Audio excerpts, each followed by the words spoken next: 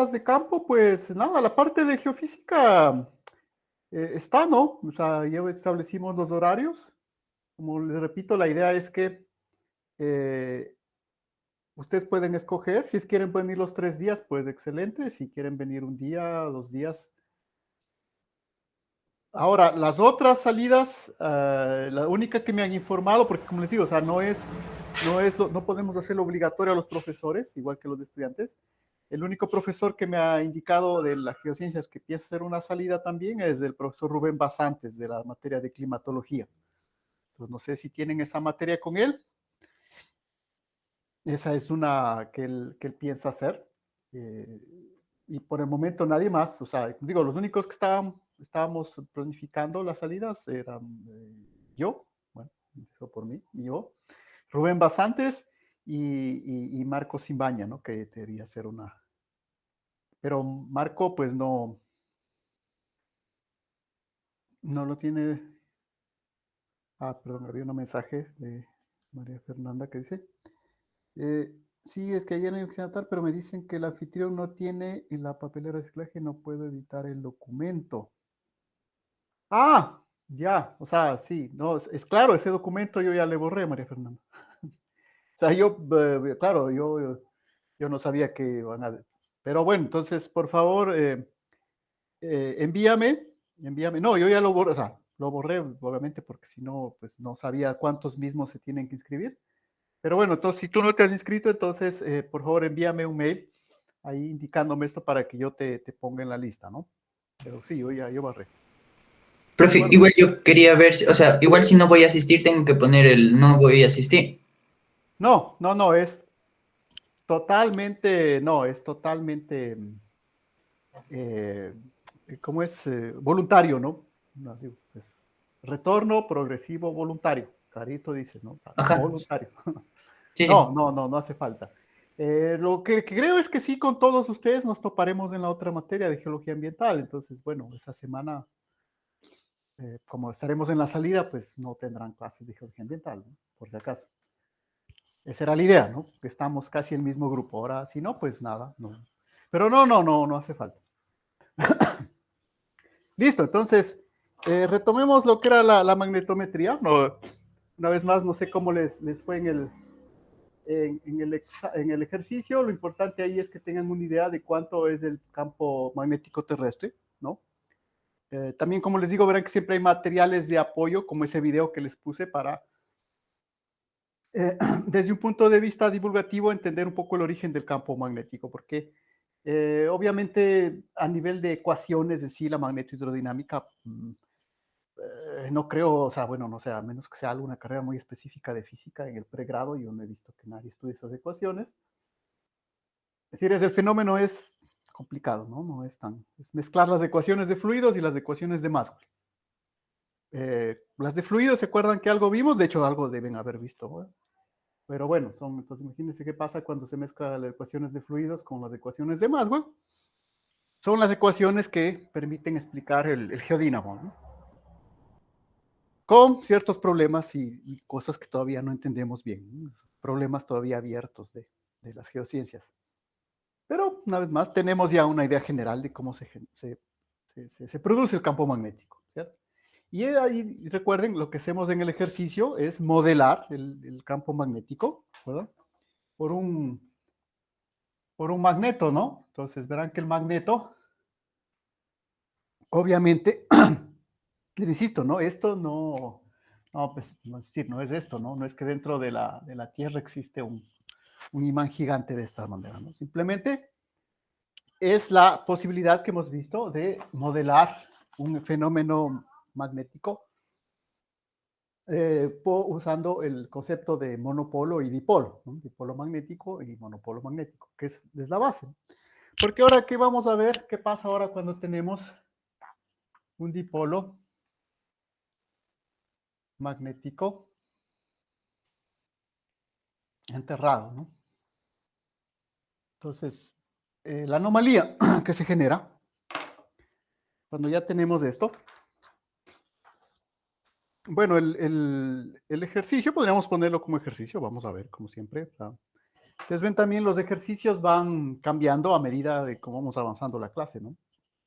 Seguramente han hablado con los compañeros de los otros semestres, entonces, sí, algunos ejercicios son prácticamente los mismos, pero otros pues van cambiando. Entonces, supongamos que tenemos ahí el suelo, ¿no? Y dentro del suelo, debajo del suelo, tenemos un dipolo, ¿no es cierto? Que este sea el negativo, este sea el positivo. Y podemos establecer algunas distancias ahí. Entonces nosotros como observadores estamos colocados acá. Aquí es nuestro punto de observación. Y obviamente tenemos una primera altura, que es la altura respecto al suelo. Y luego del suelo respecto a el punto central de nuestro dipolo, ¿no? Entonces, igual quiero insistir, verán que la idea del dipolo es que a pesar de que tenemos algo extenso, nosotros lo que se genera es, lo observamos desde esto de aquí, ¿no? El centro del dipolo, esa es la idea. Entonces, esta distancia a la que está enterrado es D. Y bueno, tenemos unos ángulos alfa, por ejemplo, este ángulo vale alfa. Y también, además de eso, nosotros podemos desplazar a este punto, que le voy a llamar, bueno, puede llamar cualquier letra, pero démosle el punto P. Entonces, de estar justo sobre el dipolo, yo puedo desplazarme. Entonces, voy a tener otras distancias. Esta sería la distancia R y este el ángulo beta. Entonces, este es el problema general. Esta sería la distancia X, que se presenta ya en la magnetometría, cuando queremos utilizar la magnetometría, por ejemplo, para encontrar yacimientos minerales. Entonces, obviamente, el yacimiento mineral no es, como digo, un imán, así, una barra larga, pero es el modelo que nosotros utilizamos para entenderlo, ¿no es cierto? No hemos desarrollado otro todavía. Y entendemos que este es el dipolo, y obviamente la acción del dipolo se centra en la línea central, ¿no? de ese dipolo, ¿no? Además, verán que el dibujo no está a escala. ¿Por qué? Porque recuerden que esta distancia, R, tiene que ser mucho mayor que esta distancia del dipolo, ¿no? Y obviamente estoy poniendo grande para que se vea. Entonces, las ecuaciones que obtenemos aquí serían, si regresamos a nuestro potencial en la dirección R, ¿se acuerdan? Me quedaba Cm. Entonces ya vimos esas constantes C y M, cuánto vale, ¿cierto? Para la Tierra, ¿no? Obviamente la constante C, ya la vieron, ¿no? Seguramente lo utilizaron en el ejercicio. Obviamente el M no va a ser el mismo de la Tierra, ¿no? Entonces obviamente es algo que no vamos a conocer de entrada, pero ya van a ver que no es lo más importante. Y el ángulo que forma, entonces la idea es que nos vamos a desplazar acá para hacer la observación. Entonces el ángulo que forma el dipolo con el punto de observación es todo esto, ¿no? Es decir, es el coseno de alfa más beta. ¿Sí? Es el ángulo de observación. Además de eso, pues, bueno, ahí podemos, como les digo, podemos hacer algún problema de trigonometría, porque la idea es que esto que tengo aquí, que es la fórmula básica para el potencial,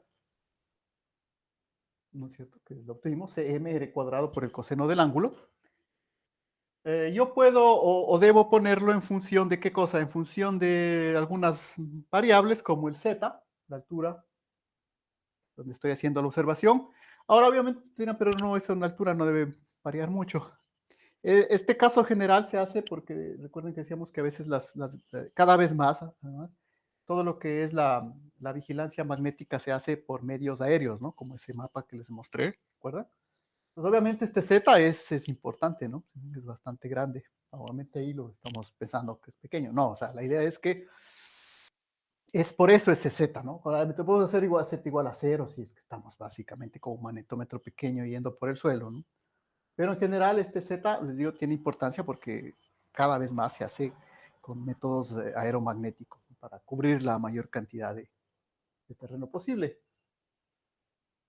Entonces, ese Z, también tenemos el D, verán que el D es importante porque me da la profundidad a la que está el dipolo, es decir, ese D es una de las inquietudes que tengo que resolver. ¿Cómo encuentro D? D me va a decir, mira, hay un yacimiento a tantos kilómetros, metros de profundidad. Entonces, si ustedes quieren, este D es al final lo que yo quiero buscar con mi método, ¿no? Además de eso, conviene dejar solo en función de un ángulo, por ejemplo, este ángulo alfa, no en función de los dos, porque este ángulo beta obviamente va a ir variando mientras nosotros nos movamos, porque la idea es no hacer una sola observación, ¿no es cierto?, sino hacer varias observaciones. Y como decía, pues ahí la cuestión es que trigonométricamente yo puedo llegar, no sé, hay ejercicios que sería interesante hacerlos. Por ejemplo, aquí tenemos el coseno, si ven el coseno de una suma. El R también podemos ponerlo en función de... Ah, falta una distancia X ahí. Sí, esta distancia X. Esta es de X también. ¿Sí? Puedo poner en función del X. Sí, puedo hacer un poco de trigonometría para dejar en función de esto. Vamos a ver si eso lo ponemos como ejercicio o lo hacemos aquí, eso depende. Bueno, me queda, voy a escribir primero la respuesta, ¿no? Voy a escribir todo esto y me queda... No me va a alcanzar porque sí se hace una expresión un poquito más grande, entonces voy a poner por acá. Entonces el potencial, o variación de potencial generalmente, variación de potencial magnético, me queda de la siguiente manera, menos Cm, Z más D por el coseno de alfa menos X seno de alfa, todo sobre X cuadrado más Z más D al cuadrado a la 3 medios. Entonces, es pura trigonometría, ¿no? Por decirles, por ejemplo, el R, si ven aquí el R, que es una hipotenusa, yo lo he escrito como raíz de X cuadrado más Z más D al cuadrado. ¿Sí? Como está un R ahí, ¿no? Obviamente igual el coseno de, aquí me va a quedar coseno de alfa aplicando el coseno, seno, seno. Tengo que reemplazar esos valores para beta en función de este triángulo. Bueno, puedo tener esta simplificación. Como digo, es un poco de geometría en función de lo que necesitemos. Ahora viene, esa es la parte fácil porque es trigonometría. Pero recuerden, ¿no? El potencial es una medida abstracta, eso no voy a medir, lo que mido es el campo, ¿sí? ¿De acuerdo? Cuando ustedes hicieron ese pequeño ejercicio en la tarea, pues determinaron el campo en nanoteslas, ¿no? Recuerden también, por si acaso, que el valor que tenían ahí, pues expresamos en nanoteslas, ¿por qué? Recuerden por qué la variación está en el orden de los nanoteslas, ¿no? Yo creo que le sale a algunos cientos de miles, ¿no? De nanoteslas en el valor del campo magnético terrestre. Entonces, de todo eso son las últimas cifras las que vamos a variar cuando hagamos la observación magnética. Entonces, el otro trabajo ya es más difícil, pero recuerden entonces que mi Z, que era la componente vertical del campo, ¿yo cómo lo puedo obtener? Pues una vez que tengo esto, simplemente hago la derivada parcial, ¿no? Si tengo esto, tengo que hacer la derivada parcial para Z. Trabajoso, sí, pero no es tampoco lo más difícil. No voy a escribir ya la respuesta porque sí, es una expresión bastante larga. Por ejemplo, voy a hacer otro ejercicio. Derivar parcialmente esto respecto a Z. ¿Sí? Vean que es un ejercicio, puede ser un ejercicio de derivadas de examen, ¿no? De derivadas parciales.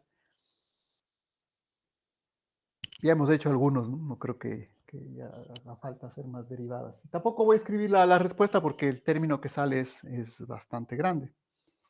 Lo mismo, más bien lo que queremos que se entienda es que yo a partir de esto yo puedo encontrar mis coordenadas, perdón, mis componentes, ¿no? La componente Z del campo, la componente horizontal del campo. En este caso verán que estoy trabajando en coordenadas rectangulares. Cuando estoy a escala más pequeña me convienen las coordenadas rectangulares, ¿no? Al principio estábamos trabajando en esféricas, ¿por qué? Porque obviamente estamos a nivel de toda la Tierra. Pero estas coordenadas son coordenadas rectangulares. Entonces, lo que hay que recordar de esto siempre es que nosotros partimos del potencial, que es una expresión mucho más simple. Encontrar esto y luego hacemos la derivada para encontrar ya el campo, que es lo que verdaderamente se va a medir, ¿no? Aunque, como digo, las derivadas no son tan simples. ¿Sí? Esta es mucho, mucho más extensa todavía, ¿no? ¿De acuerdo? Entonces, aquí tendríamos la posibilidad de algunos ejercicios, perdón.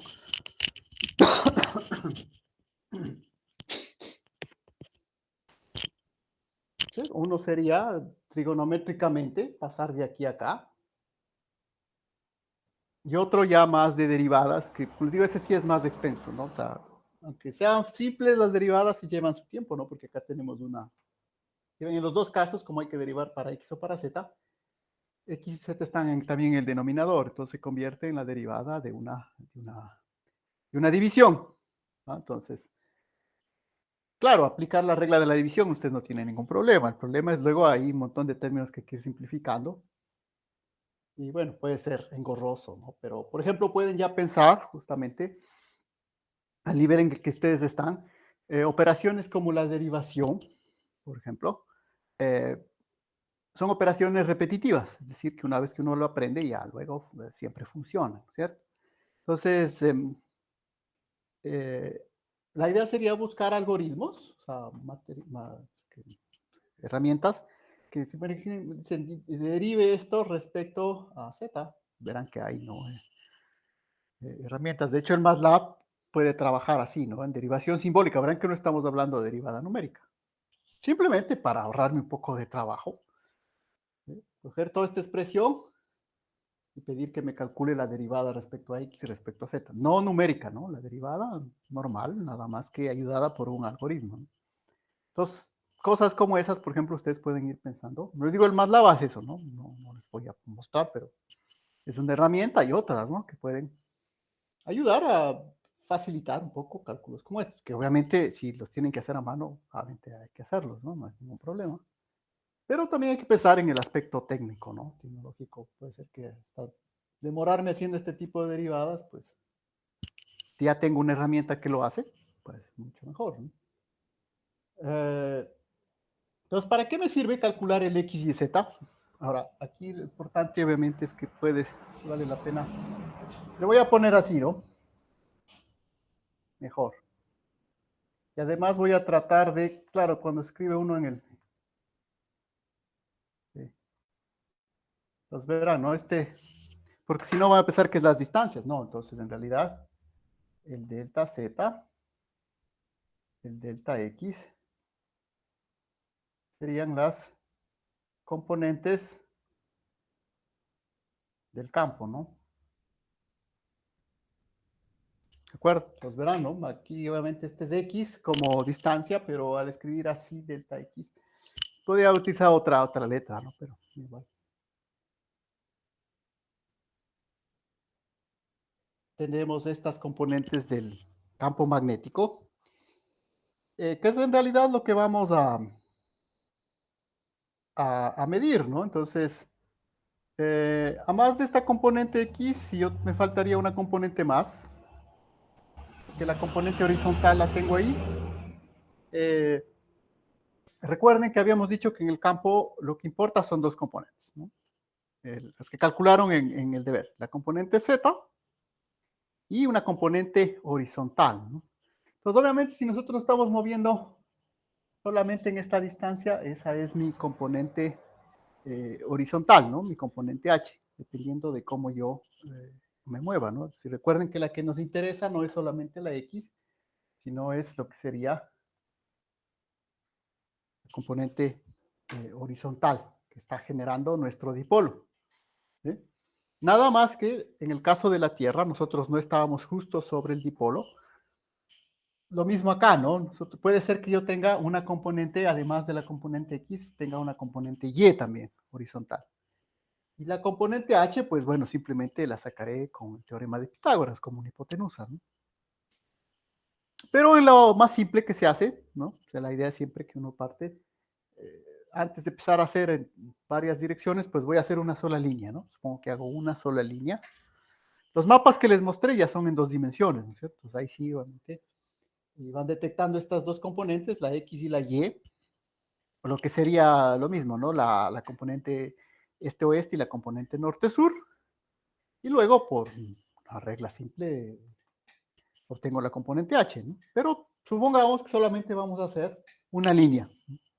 Entonces la componente X sería idéntica a la componente H, que es la que nosotros necesitamos, porque recuerden que esto obviamente vamos a comparar, esa es la idea, lo que vamos obteniendo de nuestras medidas, tenemos que comparar con las componentes X y H, perdón, con la componente H y Z de nuestro campo magnético terrestre. ¿Sí? Y eso es lo que nos va a dar nuestra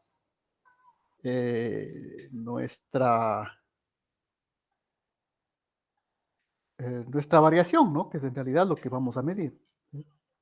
Entonces, digo, siempre, esa es la idea general sería de esto, hacerlo en el terreno, ¿no? Con los magnetómetros. Pero igual entender que el principio en sí no es complicado, ¿no? Simplemente tengo un método que me mide el campo magnético que tengo en ese momento. ¿Sí? Luego comparo con el campo magnético terrestre, que es el que lo puedo calcular con esas fórmulas que vimos en la clase pasada, con el que hicieron el deber. Y con eso pues obtengo una variación, que entonces es la variación la que yo voy a verdaderamente utilizar o graficar dentro de de mis, de mis mapas, ¿no? Entonces es lo que les mostré en esos mapas, de esos papers, que tenemos que mostrarles algún ejemplo al menos. Aplicado, verán, insisto, ¿no? Eso es aplicado a la industria petrolera y gasífera, ¿no? Entonces, para que vean que igual esto no solamente es para materiales que sean exclusivamente magnéticos, es otra cosa, o sea, no es que solamente sirve para materiales metálicos, ¿no? La idea es que cualquier perturbación en el medio geofísico va a generar una variación del campo magnético. Y son esas variaciones las que nosotros vamos a ver. Ahora, otra cosa es que una vez que vemos la variación, podamos asociarle directamente a alguna variable, ¿no? Entonces, igual no son valores absolutos los que tenemos ahí, ¿no? Eh, para terminar un poco esto, la idea es que igual podríamos simplificar todavía más esas componentes, esta Z y este delta X, para, no sé si vale la pena, sí, para terminar, ¿no? Pues, por ejemplo, esto sería lo que estamos modelando, ¿no es cierto? Pero ya, ¿qué es lo que observamos? Bueno, nos toca borrar ahí, ¿sí? ¿Qué es lo que observaríamos como salida en nuestro magnetómetro? Bueno, más o menos. Entonces, recuerden que lo que estamos suponiendo en nuestro caso es que mi delta H es mi delta X, ¿no? En nuestro caso. Así que lo que yo voy a observar es siempre algo como lo siguiente, ¿no? Voy a observar una curva así. No es un seno, por si acaso, ¿no? No es una curva senoidal.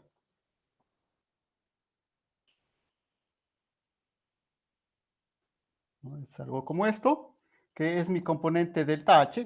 Perdón, delta H. Y la otra componente es la Z. Me va a quedar más o menos como esto. Esta sería la delta Z. Obviamente, ¿dónde he obtenido estas componentes? Estos gráficos. Estos gráficos pues los obtengo. Ven que este eje de acá es el eje X, ¿no? Pues obviamente lo que he hecho acá es, he hecho la derivada, me sale una función, más o menos complicada, pero una función al fin, y la grafico, ¿no? Lo mismo acá, ¿no? sale una función complicada al gráfico, me va a quedar esta de acá. Entonces, de hecho iba por ahí mi idea de que se puedan hacer estos gráficos de estas funciones. Vamos a ver, es un poco para no hacer todo el trabajo siempre en papel, ¿no? Pues vamos a tratar de utilizar otra herramienta. Eh, Ahora yo sé que generalmente no todo el mundo tiene acceso al MATLAB, pero creo que sí todos tienen acceso ¿cómo se llama? Al Octave, ¿no? Entonces, por eso que mi idea era plantearles un deber relacionado a eso. Hay varias posibilidades ahí, ¿no? Por ejemplo, como les digo, no les voy a pedir que deriven esto, pues ya les podría dar las derivadas, que como digo, no les escribo aquí porque salen bastante extensas. Y son funciones que luego pues valdría la pena graficar para observar esto de acá, ¿no? Entonces, eh, obviamente, esto de acá, verán que estoy suponiendo que este tipo de curvas me van a salir si tengo un solo dipolo, que es un poco lo que sucede cuando trabajo a pequeña escala. ¿Sí? Es decir, cuando yo trabajo a una escala pequeña, voy a pensar que solo tengo una perturbación, un solo dipolo. No es ese mapa enorme de un montón de variabilidad del campo, que es el que vimos la vez pasada, sino que simplemente es lo que voy a observar, ¿no? Voy a tener dos curvas como estas, ¿no? Y a partir de estos valores, esa es la idea, verán que tengo esto de acá. Si ustedes ven acá, lo que me va a quedar como incógnitas, ¿cuáles son? En realidad, ustedes ven, son dos incógnitas, son el ángulo alfa y la distancia d, ¿no? Que es la profundidad a la que estoy, a la que voy a encontrar mi yacimiento, mi objeto, no sé si es arqueología, puede ser algún objeto metálico que se observa ahí debajo, ¿no? Entonces, por eso necesitamos dos ecuaciones, que son estas dos componentes, para resolver las dos incógnitas que son el ángulo alfa y la profundidad de mi dipolo a la que voy a buscarlo. El ángulo también verán es importante, ¿no? Porque si bien el gráfico, que ya le borré, pero seguramente ustedes tienen, el ángulo alfa es la inclinación del dipolo respecto a la vertical, ¿no? Entonces, esta es otra información que puedo yo obtener simplemente a partir de esta medición de las componentes. Obviamente, recuerden además que para determinar estas variaciones, yo previamente he tenido que comprobar la medición de mi gravímetro de mi magnetómetro con las componentes del campo magnético terrestre, ¿no? Para extraer, restarles de ahí si ustedes quieren, ¿cierto? Entonces, esa es un poco la idea. Obviamente, una vez que yo haga el experimento, pues no me va a salir exactamente estas dos curvas de acá, ¿no? Pero digamos que cuando se hace un experimento de estos magnetométricos a una escala pequeña, pues una forma de ver si está funcionando, porque verán que es bastante sensible, ¿no? Como decíamos, a ciertas condiciones. Una forma de ver si esto está funcionando es graficar estas dos componentes y ver qué me queda, ¿no? La horizontal así y la vertical de esta manera, ¿no?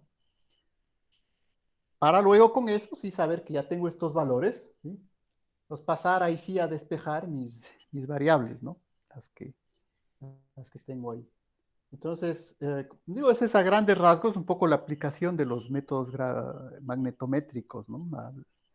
Al medio geofísico. Ustedes ven, todo se basa en esta idea de que yo puedo modelar mi perturbación por un dipolo, ¿no?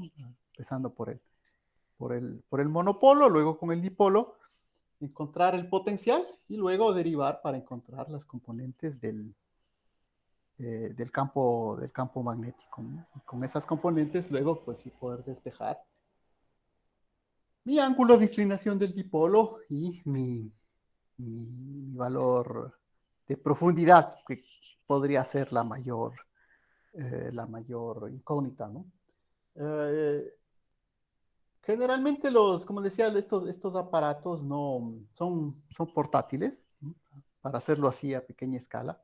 Entonces la idea simplemente es uno camina, ¿no? Va caminando, cubriendo un espacio de terreno. Les digo un ejemplo, no sé, creo que ustedes todavía no llegaban, pero cuando se hizo eso aquí en los yacimientos arqueológicos, ¿no? Entonces, simplemente una persona que carga el aparato, va caminando y va haciendo una especie de,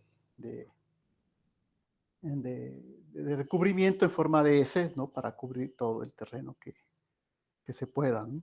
Entonces, esa es un poco la idea detrás de esta técnica de la magnetometría, ¿no?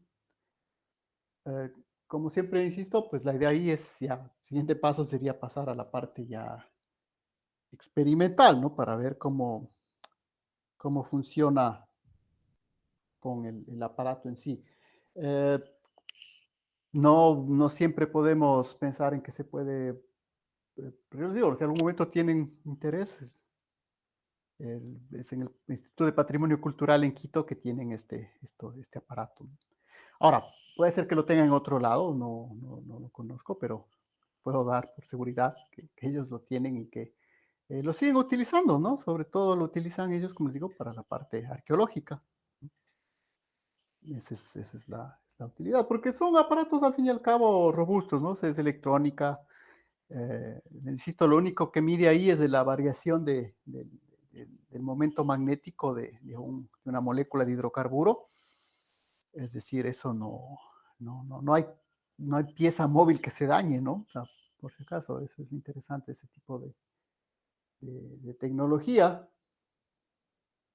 Así que, no sé, alguna vez si tienen, bueno, interés o la posibilidad de hacer una práctica sobre eso, aquí al menos es ahí. Ahora, obviamente, existe ahora la otra escala, que es todo lo aerotransportado, que bueno, eso lo utilizan las empresas petroleras, ¿no? Pero es la otra escala, ¿no? Pues ahí ya directamente, como digo, es un avión que va haciendo el recorrido con el magnetómetro y bueno, ya el software hace todo el trabajo, ¿no? Básicamente lo que les entrega es ese mapa como el que les mostré la vez pasada. De ahí obviamente ya viene la interpretación, ¿verdad? Que es el otro problema que nosotros tenemos en geofísica, ¿no? Porque generalmente la idea es que cuando la gente hace geofísica, cualquier método, bueno, o sea, simplemente saca una imagen, es como el radiólogo, ¿no? Entonces, a mí creo que todo el mundo se ha hecho una radiografía alguna vez. Pues casi le mandan a hacer una radiografía, el radiólogo le toma la placa y le entrega. Y ustedes van con eso al médico, ¿no? Y es el médico el que va a interpretar y ver. Aunque a muchos radiólogos, obviamente, de su experiencia, ellos solo bien ya le pueden decir algo, ¿no? A una primera impresión, pero eso es el médico al final el que utiliza esa imagen y hace su interpretación. Entonces, la idea es aquí que tiene que tener en cuenta es que cuando hacen esto, bueno, generalmente pueden delegar esta parte, ¿no? De hacer la parte geofísica a otra persona, pero ya la parte interpretativa, es decir, esas perturbaciones que estoy observando, cómo las relaciono con las variables geológicas, esa es una parte fundamental de un ingeniero, ¿no? Ingeniero geólogo en geociencias. Porque, ya les digo, o sea, manipular por ejemplo, la persona que manipulaba estos aparatos en el Instituto de Patrimonio Cultural no era un geólogo ni un geocientista, ¿no? Específicamente no me acuerdo qué era este compañero. No recuerdo qué ingeniero en qué era. No recuerdo. Era de ingeniería, pero no recuerdo en qué.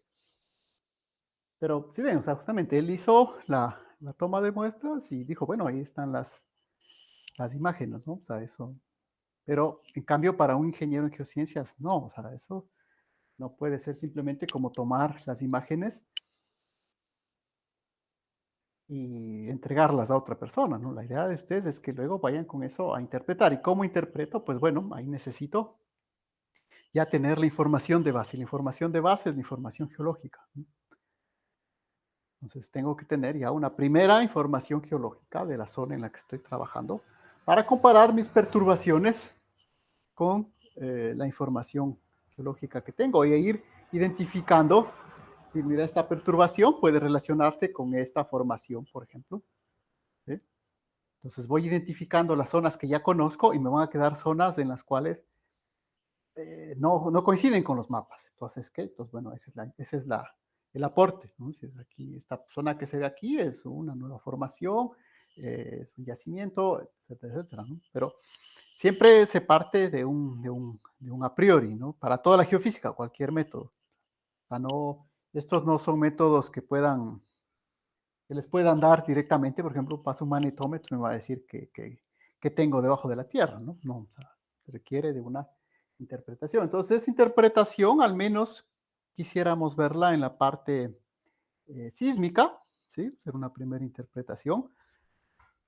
Eso, sobre todo, si es que vienen a hacer la,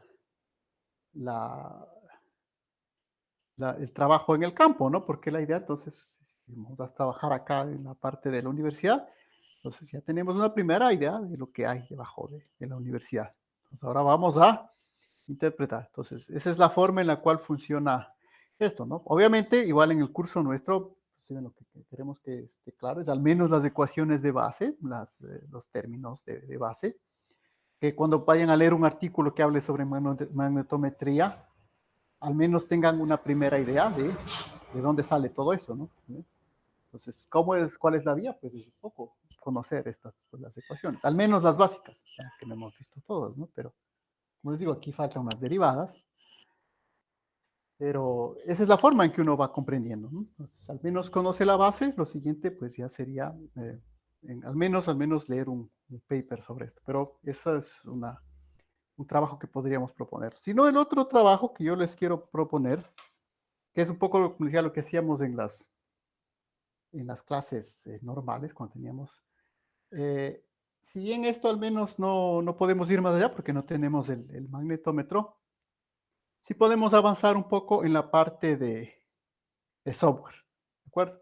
Entonces, es en esa parte de software en la cual, recuerdo que les decía que les había subido un material ahí, bueno, ya vamos a subir otro también.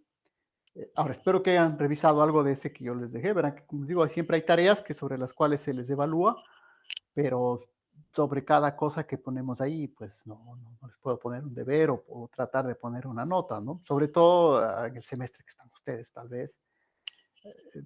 Por eso les decía, por ejemplo, si está un semestre muy básico, seguramente sí, ¿no? Puede decir, a ponerles un punto por haber visualizado el video, o un punto por haberse descargado el material.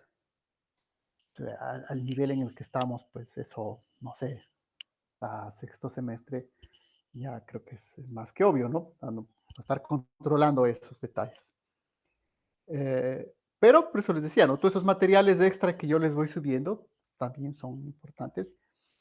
Si es que no los han revisado, al menos el de señales, pues es lo que vamos a tratar de ver ahora para plantear también la tarea de mañana, ¿de acuerdo? Entonces voy a cambiar nada más, ahora sí no me voy a ir, nada más que voy a cambiar de dirección.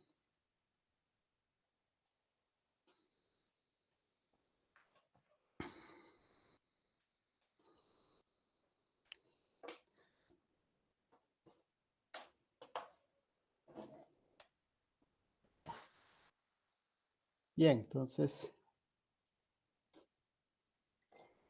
la idea eh, para lo que vamos a hacer es que ustedes tienen acceso al Octave. Si tienen el MATLAB, mucho mejor. Pero, por ejemplo, recuerden que vimos algo en MATLAB, ¿no? Era las rutinas estas de reflexión. Pues eso sí, si no tienen MATLAB no va a funcionar. Eso en Octave no. Tiene muchas funciones específicas del MATLAB. No va a funcionar. Pero lo que vamos a hacer hoy sí les va a funcionar en Octave. Y de hecho, ese va a ser un poco la tarea para la siguiente clase. Eh, yo, como digo, no empezaba, generalmente esto es lo primero que hacíamos, ¿no? En iniciar geofísica, en las clases normales. ¿Pero por qué? Porque, bueno, simplemente teníamos 2 horas de teoría y de ahí íbamos a las computadoras, 2 horas de práctica. Entonces todo el mundo tenía la computadora, entonces no había ningún problema. Ahora es diferente, ¿no? Yo sé que cada uno de los que está trabajando en el curso, pues algunos tienen la casa, unos tienen una mejor computadora, otros una muy pequeña, otros no la tienen definitivamente y tienen que ir a hacer sus tareas en otro lado.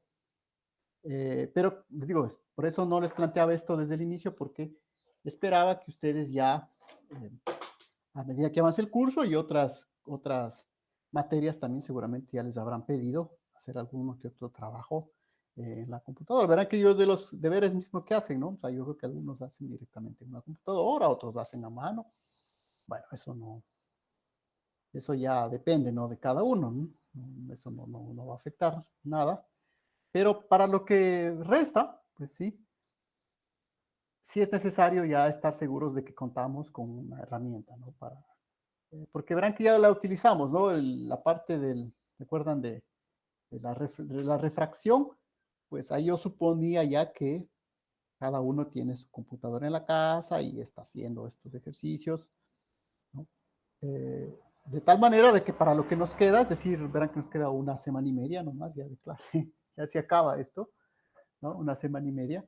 Nosotros vamos a dedicarnos a utilizar más eh, softwares y programas, ¿no? Pues vamos a empezar el día de hoy precisamente. Por eso yo decía, si es que hasta este momento nadie me ha dicho, mire, profesor, yo no tengo esto, es imposible hacer esta tarea.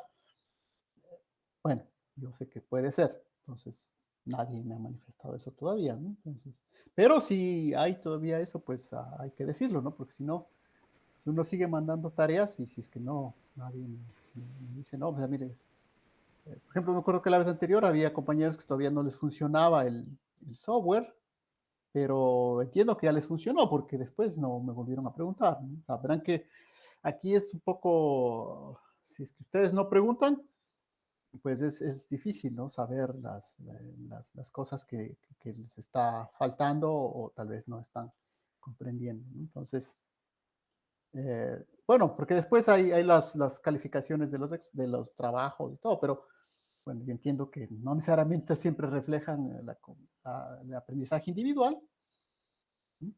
Ahora, vamos a confiar que siempre lo hace. Entonces, en forma general, pues todos están avanzando bien, a pesar de que, bueno, los pequeños errores que uno siempre tiene, ¿no? O sea, no todo el mundo saca siempre calificaciones perfectas, hay pequeños errores, pero en general, pues hay una buena comprensión, tienen acceso a una computadora, porque como les decía, necesitamos ver un tema complementario adicional, que es complementario a todo lo que estamos haciendo, es el procesamiento digital de señales. Yo ya les había puesto una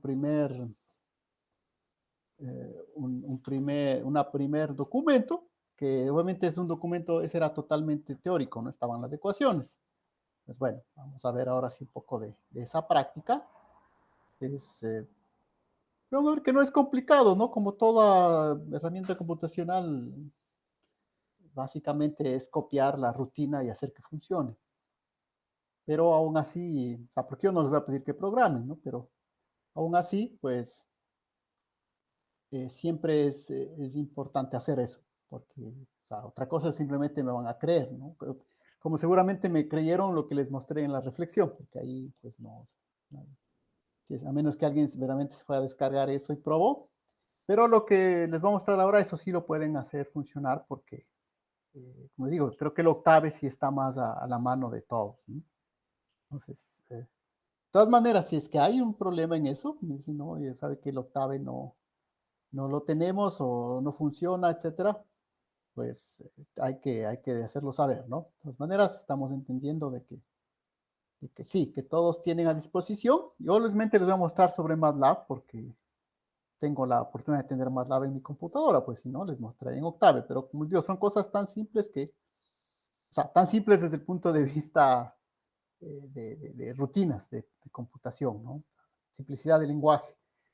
La simplicidad matemática, no, o sea, ya pasamos a otro lado. Entonces, el documento que complementaba al primero que yo les puse es el siguiente, que obviamente ya les voy a subir, ¿no? Hoy mismo, mientras subo la clase, les subiré a, al Moodle para que lo tengan. Así que de todas maneras se los voy a comenzar a mostrar.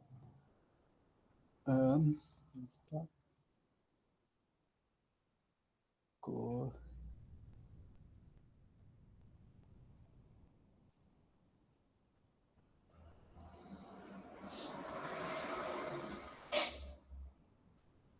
compartir.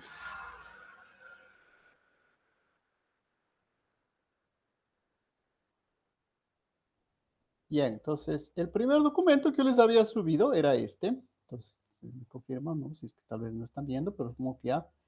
Este era el primero que les había subido. Esto se llama Procesamiento Digital de Señales con MATLAB. Bien, 22 de mayo del 2012, pues es lo bueno de estos documentos, se queda la fecha, siempre para acordarse cuando uno hizo esto. La idea es que no, o sea, no hace falta eh, entender todo, ¿no? Revisar todo esto que está aquí, ¿no? Pero, ustedes quieren, esto es un resumen en pocas páginas, son apenas unos 10 páginas. Es un resumen de lo básico que uno necesita para entender procesos como el espectro de una señal, el muestreo de una señal y el filtrado de una señal. ¿De acuerdo?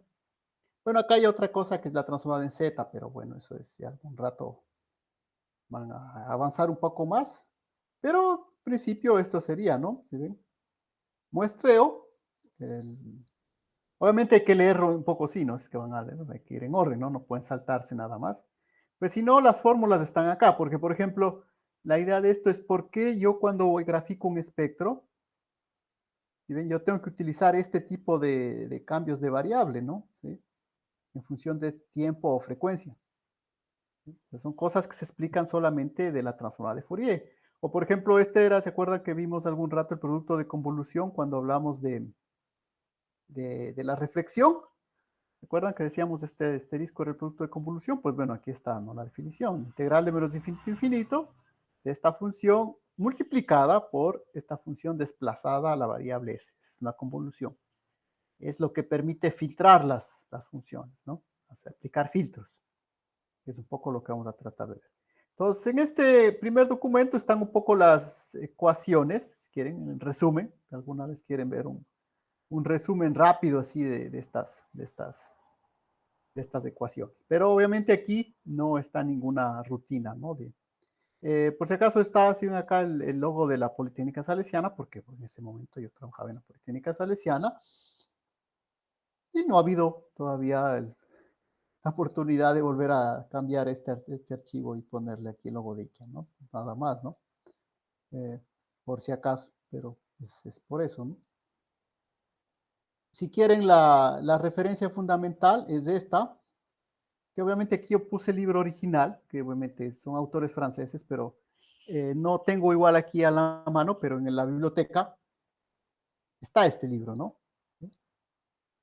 Marie Glangeot Coppens, Seismic, sería Signal Treatment for Geologists and Geophysics.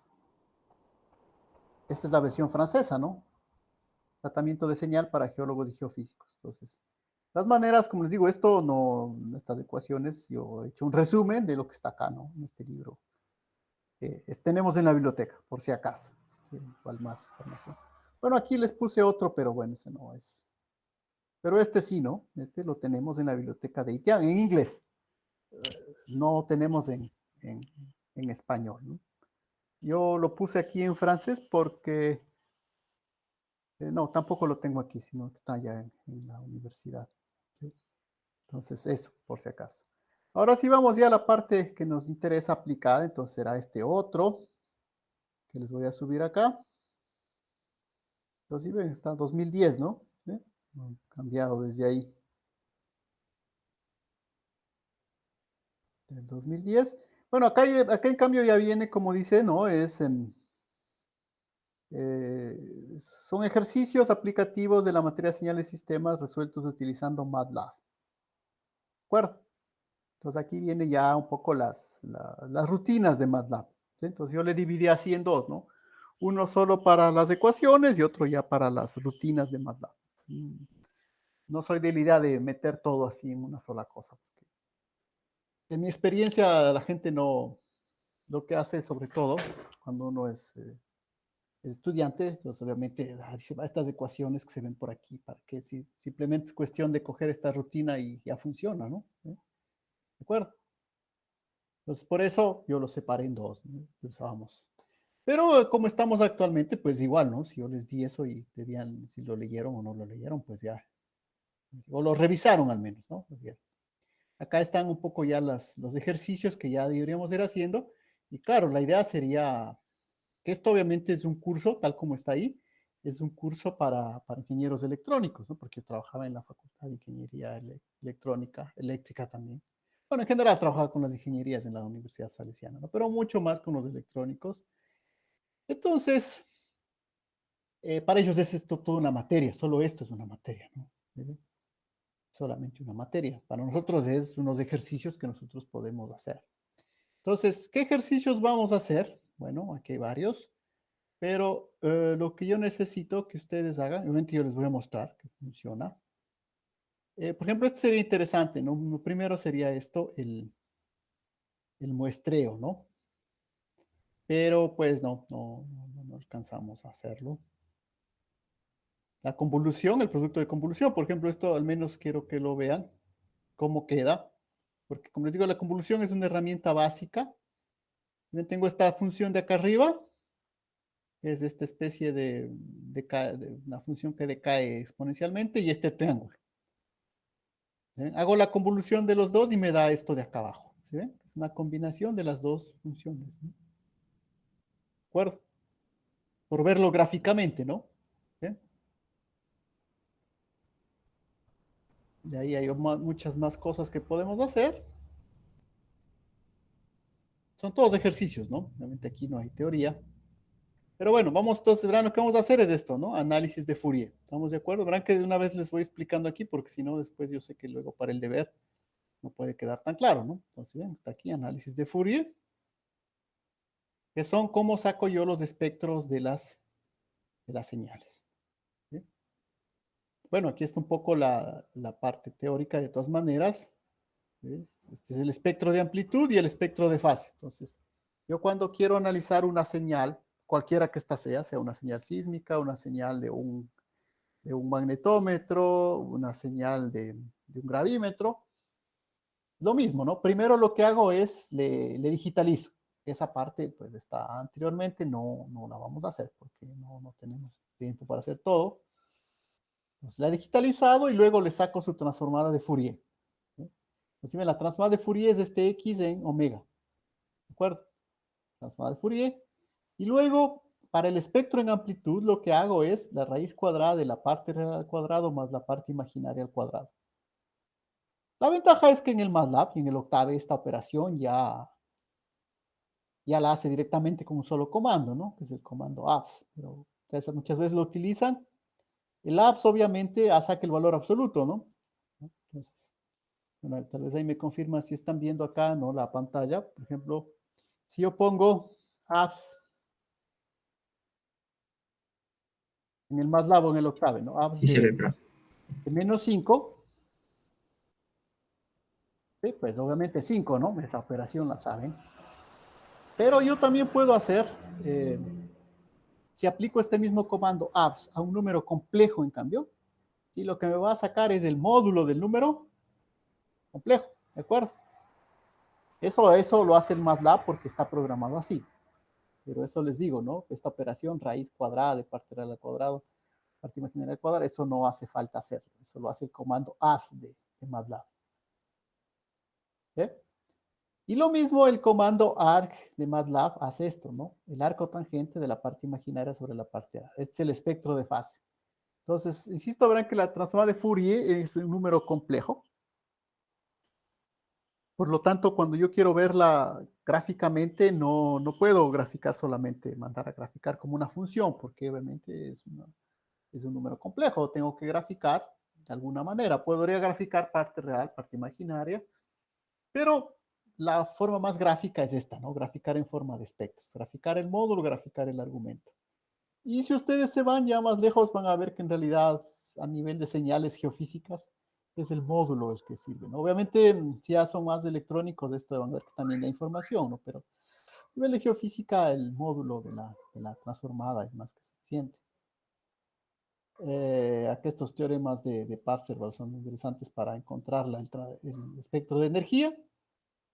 ¿Sí? Es otro tipo de espectro que puedo hacer, el espectro de potencia. Pero bueno, vamos a lo que nos interesa. Aquí la idea es que podríamos trabajar con una señal sísmica, por ejemplo, Pero si quisiéramos leer la señal sísmica, yo tendría que darles una rutina específica para que la lean. Eh, como siempre, también lo podemos hacer, ¿no? Podemos trabajar. De hecho, por ejemplo, podríamos decirles utilicen una de las señales que ya utilizaron para picar las señales, ¿se acuerdan del ejercicio? Cojan esa señal y léanla en MATLAB.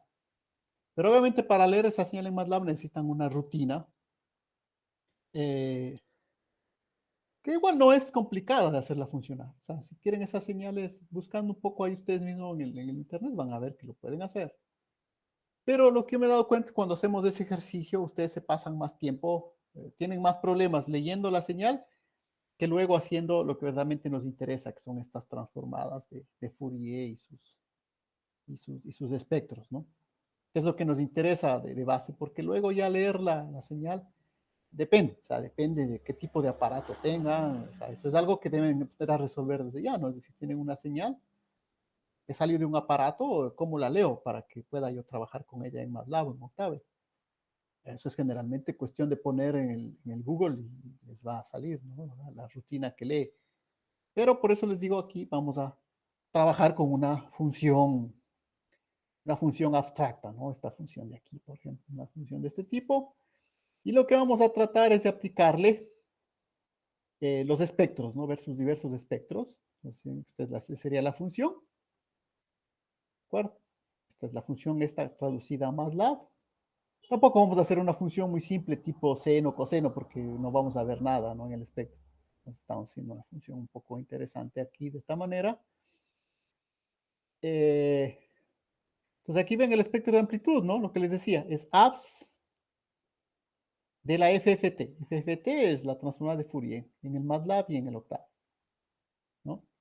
El espectro de fase es angle, no era arc, era angle. Esta variable en el MATLAB calcula el argumento del número complejo FFTX. ¿Sí? Y creo que también estaba el espectro de energía, ¿no? Que es el espectro de amplitud elevado al cuadrado, nada más. Entonces, lo que nos va a salir es esto, ¿no? Esta es la señal, el espectro de amplitud. Ah, perdón, la señal, sí, esta es la señal, acá arriba está el título, esta es la señal, este es el espectro de amplitud, este es el espectro de fase y este es el espectro de energía. Y finalmente, ¿sí? Es importante, nosotros no podemos presentar el espectro de esta manera, porque ustedes ven, si ven que el espectro acá siempre es simétrico, ¿no? Tanto este como este son simétricos. Entonces, en realidad, debemos, como dice aquí, representar, cambiar los espectros en función de este eje. ¿Sí? Utilizar esta parte y se me va a cambiar de esta manera, ¿no? Creo que no está cambiado aquí. Hasta 60. Sí, está 60.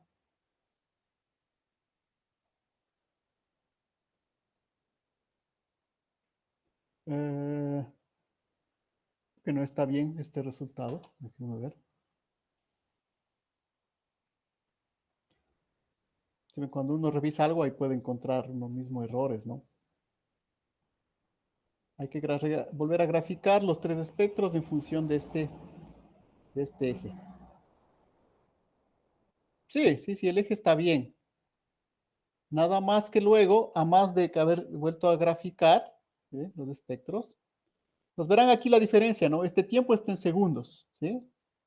Pero estos ejes de acá están en hercios, ¿de acuerdo? ¿Está claro? ¿Sí? El primero es la señal en segundos y los otros tres son los espectros en hercios. Entonces, obviamente, si no hago nada, obviamente van a salir los ejes así, en principio. La idea es utilizar esto y volver a graficar para que me quede esta figura de acá. ¿De acuerdo? Entonces verán que ya van a ver que es cuestión de copiar y pegar, ¿no? Pero sí es importante hacer ese ejercicio. De todas maneras, habría un paso más que sería representar el espectro. Si ven que, como les decía, el espectro, además de ese paso, ya no lo he hecho aquí porque parecía ya demasiado para comenzar. El verdadero espectro sería solamente de 0 hasta 5 hercios, porque de ahí obviamente es simétrico, ¿sí? De 0 a 5 hercios, de 0 a 5 hercios. Eso lo pueden hacer simplemente utilizando los comandos para cambiar la longitud de los ejes. Supongo que igual los utilizado, ¿no? Verán que esa parte ya no lo he hecho aquí porque seguramente eso lo hacía como ejercicio en la clase, ¿no? Para verlo, ¿no? Una vez que tenemos ya esto, luego representar los ejes solamente de 0 a 5, de 0 a 5, de 0 a 5. Obviamente el tiempo sí, ¿no? El tiempo va hasta 10 segundos. Estamos claros, ¿verdad? Por eso les digo es que el de ver en qué consiste no es complicado, pero vale la pena, vale la pena tomarse el tiempo para explicar, porque otra cosa sería ir haciendo esto en las computadoras. Obviamente ustedes lo prueban, no les sale, profesor, ¿qué es esto que no funciona? Entonces yo les ayudo, vamos corrigiendo, ¿no? Pero bueno, no tenemos esa oportunidad. Por ejemplo, pueden buscar cómo poner la ñ aquí. No sé, se me ocurre cosas que todavía falta arreglar, ¿no? ¿Sí? Profe, estos códigos, los últimos también sí funcionan en Octave, aunque sí Sí, debe no, haber no, alguna todo variación, ¿no? esto. Sí, mire, todo esto es. Empieza, por eso les digo, es aquí, ¿no? 9.6. Esto funciona en Octave. No sé si hay que cambiar algo, yo creo que no. Todos son comandos muy simples. Por eso les digo, no he escogido algo más complicado como un espectrograma, por ejemplo, que ahí sí esos códigos no funcionan, ¿no? Pero en Octave habría que cambiar a esto, nada más, ¿sí? Obviamente les voy a mostrar que sí funciona, por si acaso, y de hecho les voy a mostrar cómo no vamos a inventar nada, ¿no? No es necesario tampoco inclusive que se pongan a teclear todo esto. ¿Cuál sería la solución? Bueno, vamos por seleccionar texto. Vamos a ver, supongo que sí me deja hacerlo. ¿Sí? Copiar texto. Abro una nueva función por acá. ¿Ya? Obviamente siempre ahí, yo hice la solución más fácil, ¿no? Pero ya ven que igual me señala ciertos problemas, que si me lanzo a hacer así nada más, esto no va a funcionar. Por ejemplo, aquí me dice, esto no está bien. ¿Sí? ¿Qué pasa? Que se copia la comilla simple y esa obviamente no va a funcionar. Yo lo estoy haciendo como ustedes deberían hacerlo, ¿no? Obviamente lo más fácil es volver a escribir todo, o lo más difícil, no sé cómo lo vean. Acá verán que aparentemente se copió bien, pero no es así porque el copy text encontró una letra que es la doble F, ¿sí? Ah, ¿se ven? ¿Por qué se copia así? Parece que está bien. Bueno, hay un carácter, no sé en qué lengua europea, que es la doble F, no me acuerdo. Pero hay que corregir eso. Entonces, voy a corregir esto porque si no, obviamente me va a dar errores. Entonces, corrijo. O si no, pues como les digo, la cuestión es coger y volver a copiar todo, ¿no? Volver a escribir. Y obviamente espectro. Igual las caracteres tildados yo sé que no van a salir, ¿no? Ya van a ver. Pero hay maneras de poner las tildes, ¿no? Para respetar un poco el español. Falta acá todavía. Acá me señala un error. ¿No? Son cosas como esas. Es como digo, estas son las típicas de cosas que hay que uno hacer, porque si no, solamente uno se da cuenta de que. Entonces, ven, ya lo he hecho. Ahora voy a guardarlo para probar nomás. Vamos a ponerlo aquí nomás en el escritorio. Entonces, va a llamarle espectros. Guardar. Y eso debería ser todo, ¿no? ¿Sí?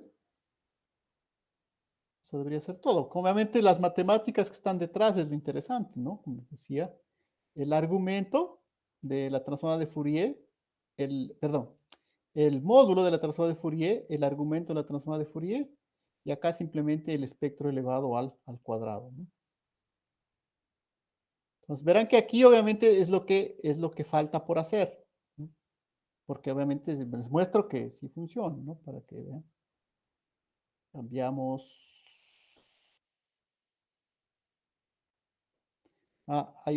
Si ven, falta algo. Falta definir la variable t. Falta definir la variable t.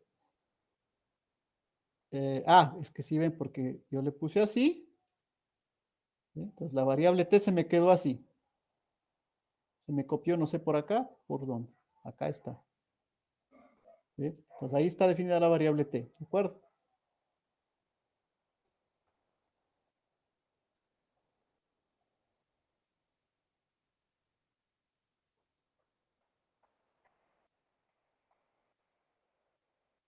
¿Va? Entonces les he mostrado que haciendo copy-paste, al menos deberían llegar hasta aquí. ¿Sí?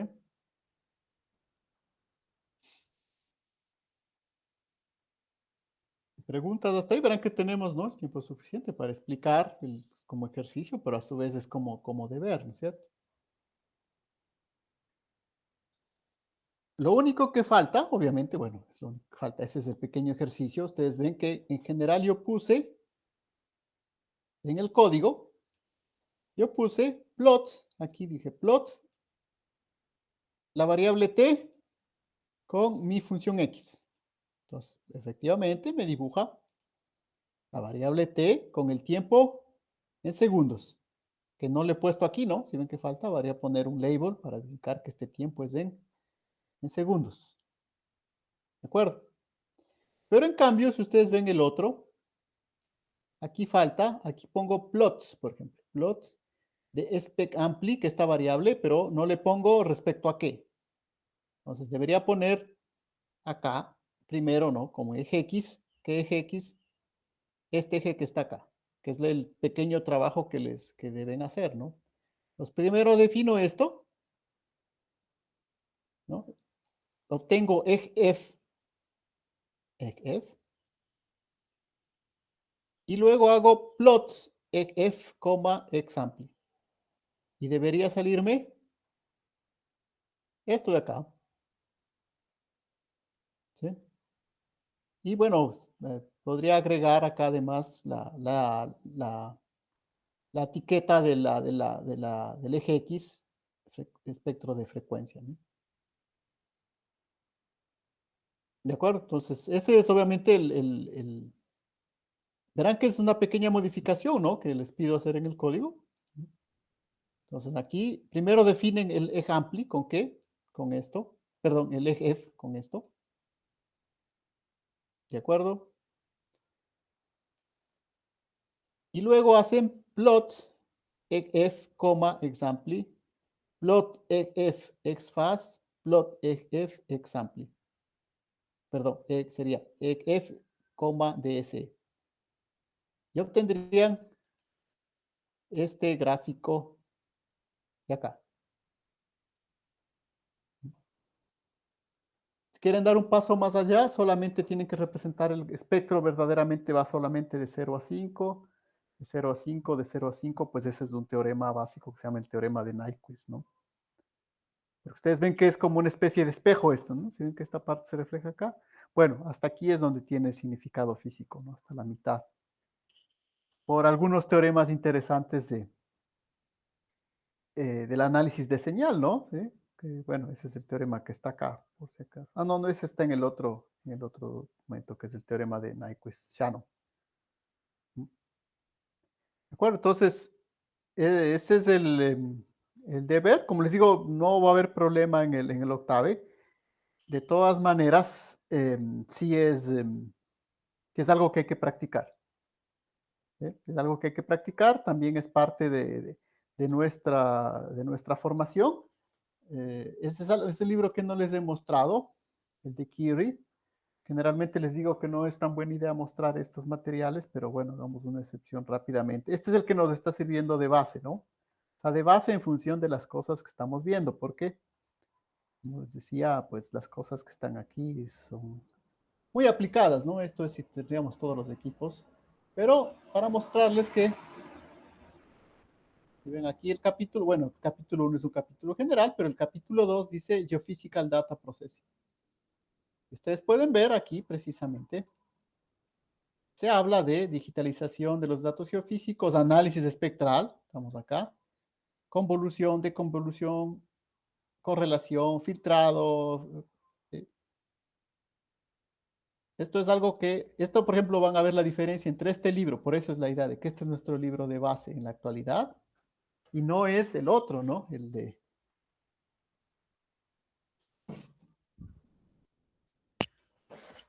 Ahora ustedes dicen acá también se habla un poco de eso. Eh, esa es la diferencia, ¿no?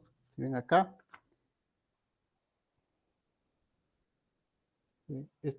por eso les digo, este es el problema de estos textos más clásicos. Aquí, esta parte de la digitalización de señales no la van a ver, porque estos libros son todavía de la época donde la mayor parte de aparatos eran analógicos, ¿no? Las palabras, cuando los sismómetros eran una hoja de papel ahumado con una agujita que iba moviéndose, ¿no? Pero bueno, de ahí nació esto, ¿no? O sea, sí, pero digo, lo importante de este libro es que tiene muchas de las ecuaciones, en cambio. Pero ese es el problema, no ha sido puesto al día, entonces no lo podemos utilizar tanto así. En cambio, este es uno que, pues, por eso les decía, este es el que nos sirve de base, que también lo tenemos en la biblioteca. ¿Sí? Pero en cambio aquí van a ver que las ecuaciones solo las pone así, y bueno, supone que les dice, bueno, vaya al laboratorio y pruebe los equipos, ¿no? Pero eso no tenemos acá. ¿Sí? Pero, digo, si quieren tener un buen resumen actualizado de los métodos geofísicos, pues es este, ¿no? ¿Sí? Todo lo que está ahí ustedes deberían saber. Y bueno, algunas cosas, por ejemplo, acá, si ven, métodos radiométricos.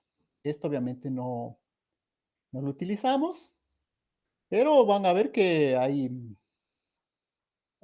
algunas cuestiones que pues en muchas técnicas, no sé si ya vieron, por ejemplo, eh, hidrocarburos, pues estos métodos radiométricos también son muy importantes, ¿no? Hay compañeros que trabajan, sobre todo los que hacen más la parte histórica, geológica, los métodos radiométricos son la base. Entonces eso lo consideramos en la materia, o sea, no lo consideré yo, ¿no? Sino en general, cuando rehicimos un poco los sílabos, que bueno, esto se ve en otras materias, ¿no? Los métodos radiométricos. Pero el resto, ¿sí ven? Electromagnético es lo último que vamos a ver. Entonces nosotros ya estamos por aquí, ¿no? Ya nos falta solo esto. Métodos eléctricos y métodos electromagnéticos. El resto, miren, ya hemos visto métodos magnéticos, métodos de gravitatorios, refracción, reflexión, ¿sí? Sísmica en general, y bueno, lo que nos faltaba, ¿no? Bueno, el capítulo de acá es el capítulo general, ¿no? Entonces, si ven el capítulo que nos faltaba de esto, que es el libro que nos sirve de base, es el procesamiento de datos, que como les digo, aquí lo estamos reduciendo a una pequeña práctica, ¿no? Con la idea de que, pues nada, vayan pensando que para el próximo semestre, pues ya deberíamos tratar de volver a un sistema un poquito más normalizado, si no presencial, pero al menos ya eh, donde tengamos más clases, ¿no? Porque pues si ven, o sea, ¿no? Aquí hacemos algo así, lo mínimo que podemos hacer. Ahora obviamente es esa la diferencia, ¿no? Se supone que todos esos ejercicios que están en eso, bueno, no todos, pero algunos al menos deberían ustedes tratar de hacerlos. eh, pero es el problema de esta educación así, ¿no? En módulos y a distancia. Pero al menos algo hemos hecho, tampoco es que no se ha topado. Así que ese era el deber que quería dejarles. No sé si hay alguna duda adicional. Les digo, les toca ir a probar, ¿no? ¿Verdad? Yo simplemente les he mostrado qué es lo que haría yo. Haría un copy-paste. Nada más tengan cuidado ahí, los pequeños errores que va a producirse, ¿no? No esperen que funcione siempre a la primera.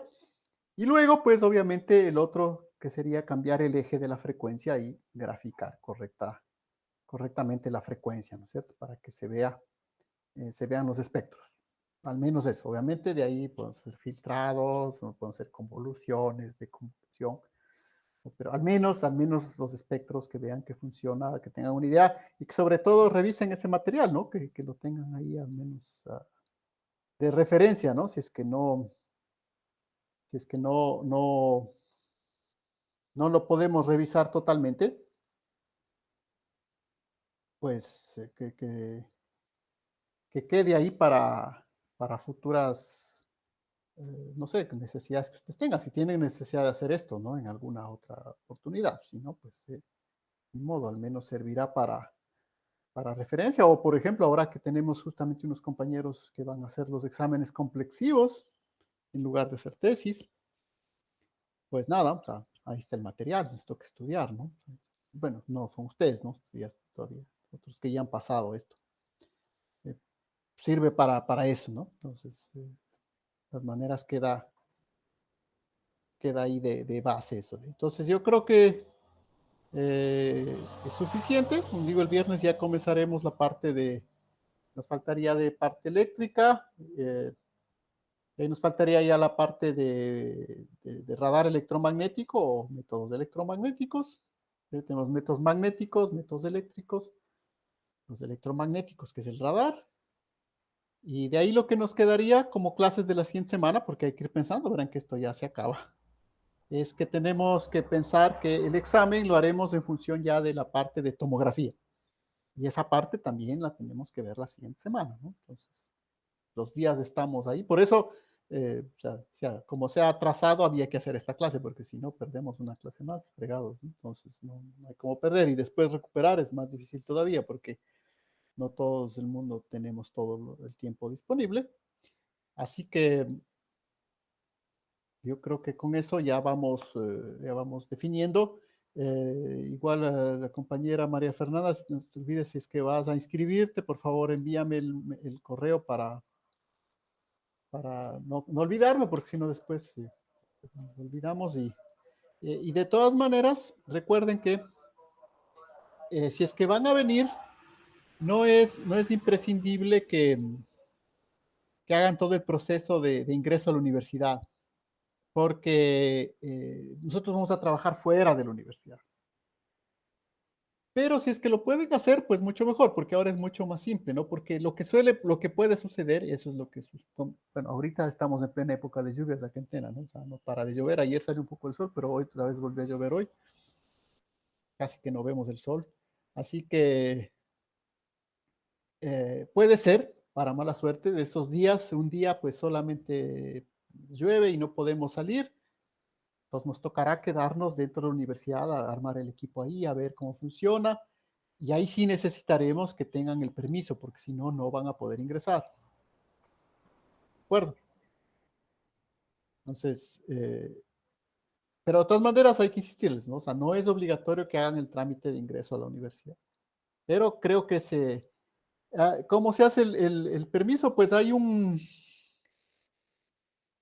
no sé dónde creo que les compartieron a todos esos documentos que hay que Sí, presentar. sí enviaron un correo.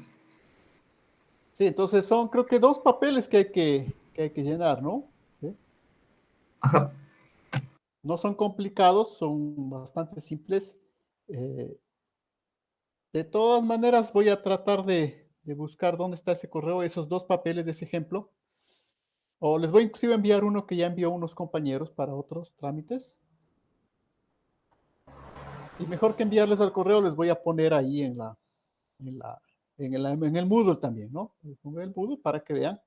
Son dos hojas que hay que llenar, dos formatos simples, no son complicados, hay que llenarlos. Como digo, conviene hacer, porque imagínense, si vienen, igual puede ser que justo ese día aprovechan para trabajar con algún otro profesor, no sé, entonces de una vez mejor hacen ese trámite, ¿no? Que se supone que ahora es bastante más simple, esa es la idea, porque antes del otro periodo de pandemia o sea, sí, se había que hacer, pero no, ahora pues la idea es que se simplificó. Se supone que tienen que hacerles un test igual, un test, ¿cómo es? Un test rápido, una prueba rápida, pero eso lo hace la universidad ahí mismo. Entonces, eso, así que eh, va a subir todos estos documentos para que también tengan eso presente, ¿no? Y una vez más, insistamos, ¿no? O sea, que esas prácticas son totalmente optativas, por eso inclusive son fuera del horario, ni siquiera son calificadas, ¿no? O sea, la nota ya la tendremos, la nota la terminaremos la siguiente semana, la nota de geofísica. No tiene nada que ver con la nota, pero en cambio sí es necesario para aprovechar ese tiempo, ¿no? Porque si no, pues, digo, sobre todo la generación de ustedes, ¿no? Ustedes ya están en sexto semestre y como que no han visto nada del campo, así que al menos hay que tratar de compensar algo por ahí. Eso, entonces quedamos hasta ahí, si no hay más dudas. Listo, profe. Hasta luego. De acuerdo, entonces, si no hay más, quedamos hasta ahí. Hasta luego. Hasta luego, profe. Hasta luego.